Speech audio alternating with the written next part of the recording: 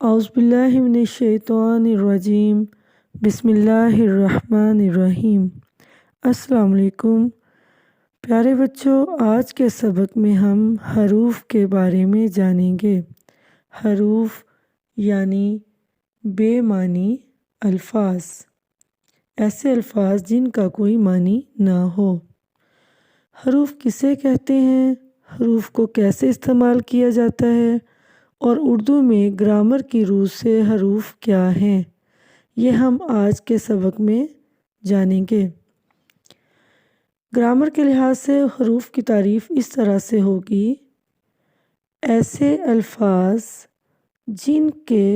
جن کا کوئی معنی نہ ہو بلکہ وہ صرف جملوں کو ملانے کے کام آئیں، حروف کہلاتے ہیں۔ ایسے الفاظ جن کا کوئی معنی نہ ہو بلکہ وہ صرف جملوں کو ملانے کے کام آئیں، حروف کہلاتے ہیں۔ مثلاً نے، سے، میں، پر وغیرہ۔ جملوں کے ذریعے ان کا استعمال سیکھتے ہیں۔ میرا دوست بلال میرے گھر کے قریب رہتا ہے۔ ایک دن بلال نے مجھے بتایا کہ پارک میں کرکٹ کا میچ ہو رہا ہے۔ اس جملے میں نے اور میں دونوں حروف ہیں۔ تم اپنی امی سے اجازت لے لو تو ہم یہ میچ دیکھ آتے ہیں۔ اس جملے میں سے حروف ہے اور حروف کو خط کشید بھی کیا گیا ہے۔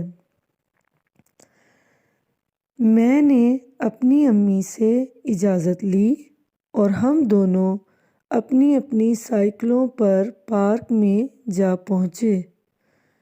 میں نے، اس میں نے اور اپنی امی سے، نے اور سے، اور تیسرا حروف کون سا ہے؟